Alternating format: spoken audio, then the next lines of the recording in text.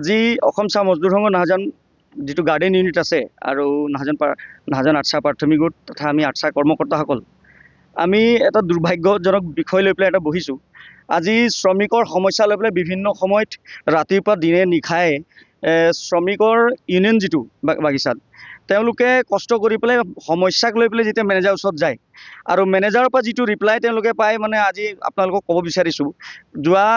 যোৱাকালি গধূলি তেওঁলোকে এটা অভিযোগ লৈ পেলাই গৈছিলে, বিভিন্ন অভিযোগ লৈ পেলাই গৈছিলে আৰু বিশেষকৈ মেডিকেলৰ চেক্টৰত তেওঁলোকে কথা পাতিব গৈছিলে বিল এখনক লৈ পেলাই। তো মেনেজাৰজনে মানে এনেকুৱা ধৰণৰ ব্যৱহাৰ কৰিছে যে তোমালোকে 10 লাখ টকা বিচাৰিলে 10 লাখ দিম নেকি, 5 লাখ টকা বিচাৰিলে 5 লাখ টকা দিম নেকি, তেনেকুৱা তেওঁলোকক টেবুল ঢকিয়াই মানে এটা পৰিৱেশ কৰিছে, মানে উত্তপ্ত পৰিৱেশ নিজেই কৰি তোলে।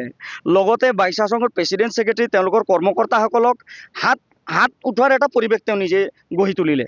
গতিকে আমি ধিক্কাৰ জনাইছোঁ তেওঁৰ এই ব্যৱহাৰটো।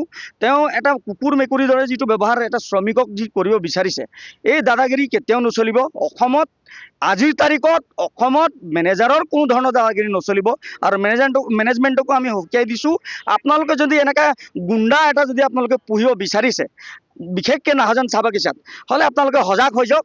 কাৰণ নাহাজানৰ ৰাইজ একেবাৰে নম্ৰ আৰু যেতিয়া নেকি তেওঁ ৰুদ্ৰ ৰূপ ধৰিব তেতিয়া কিন্তু না ফেক্টৰী থাকিব, না মালিক থাকিব, না বাগান থাকিব। মেনেজাৰৰ নাম আমি সুভাষ পাৰিক বুলি জানো।